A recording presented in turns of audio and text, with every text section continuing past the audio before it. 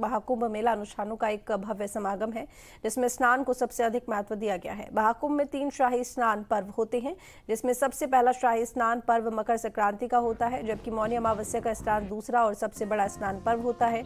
तीसरा बसंत पंचमी का स्नान पर्व होता है, जिसे आखिरी शाही स्नान पर्व माना गया है।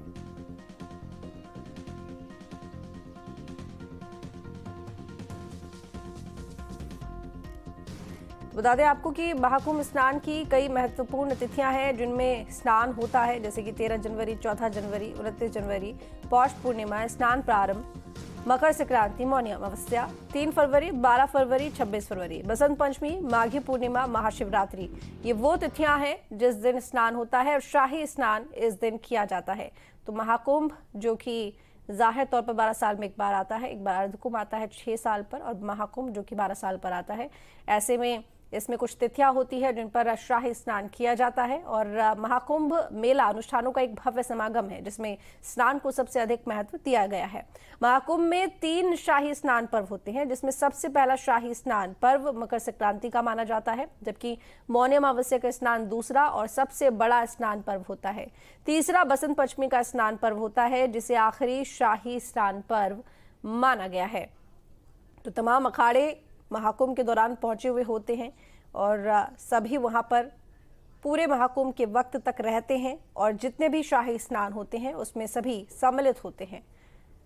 तो ये सनातन धर्म की परंपरा, आस्था का एक बड़ा समागम जो कि महाकुंभ मेले के रूप में आयोजित किया जाता है। ऐसे में 2025 का ये महाकुंभ अपने आप में बेहद भव्य और वृहद तौर पर आयोजित किया जा रहा है। मेले की शुरुआत 13 जनवरी पौष पूर्णिमा के दिन से हो रही है।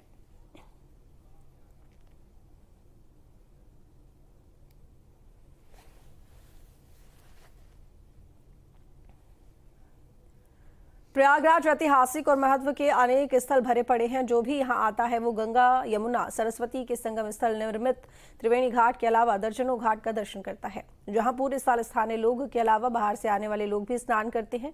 कोई विशेष पर्व हो तब भारी संख्या में श्रद्धालु पहुंचते हैं। वहीं इसको लेकर मेला प्रशासन ने बड़ा कदम उठाते हुए 12 किलोमीटर का पक्का घाट बनाया है। इस घाट को त्रिवेणी घाट के नाम से जाना जाता है। धार्मिक महत्व होने के कारण यहाँ भक्तों की भारी भीड़ जुटती है। यहाँ आरती में सैकड़ों लोग शामिल होते हैं।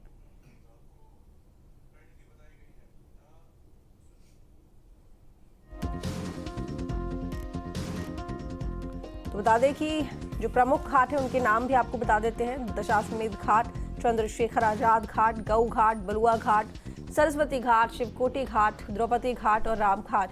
ये घाट है जो कि महाकुंभ के लिए बनाए गए हैं। तो ये कुछ प्रमुख घाटों के नाम हैं, घाटों के ऐतिहासिक महत्व हैं। और साथ ही ये भी बता दें आपको कि कोई विशेष पर्व हो तब भारी संख्या में श्रद्धालु यहाँ पर पहुंचते हैं। वहीं इसको लेकर मेला प्रशासन ने बड़ा कदम उठाते हुए ये 12 किलोमीटर का पक्का घाट बनाया है। इस घाट को त्रिवेणी घाट के नाम से जाना जाता है। धार्मिक महत्व होने के कारण यहाँ भक्तों की भारी भीड़ जुटती है। यहाँ आरती में सैकड़ों लोग शामिल होते हैं। तो जो घाट यहाँ पर हैं उनके नाम कुछ इस तरीके से हैं, जैसे कि अभी हमने आपको जानकारी दी और ग्राफिक्स के जरिए भी हम लगातार आपको उन घाटों के नाम दिखा रहे हैं।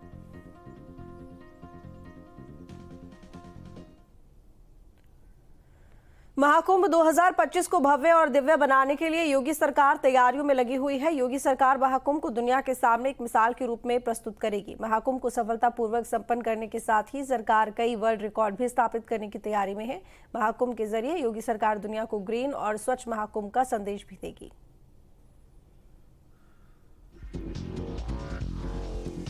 चलिए अब आपको ग्राफिक्स के जरिए भी थोड़ा समझाने की कोशिश करते हैं। बता दें कि महाकुंभ जो कि इस बार तमाम तरह के रिकॉर्ड तोड़ने जा रहा है। 1850 हेक्टेयर क्षेत्रफल जो है वो है 4000 और सेक्टर है 25।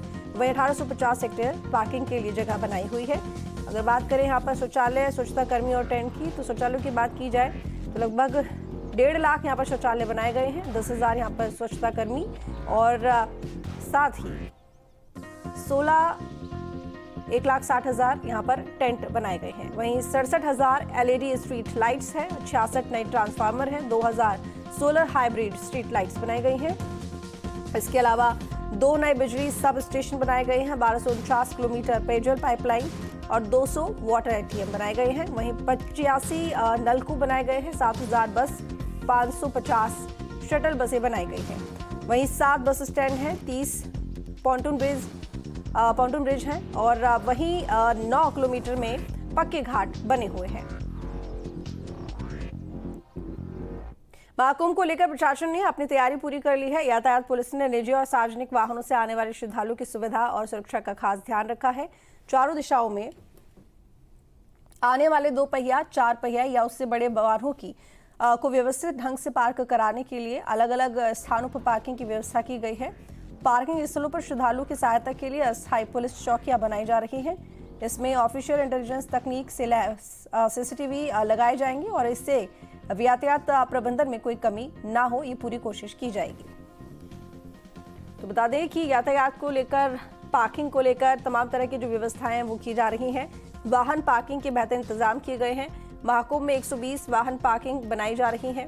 अयोध्या, लखनऊ से आने वाले वाहन बेली कछार में रुकेंगे। दिल्ली से आने वाले वाहन चौफटका, धूमनगंज में रुकेंगे। वहीं वाराणसी की तरफ से आने वाले वाहनों को झूसी में रोका जाएगा।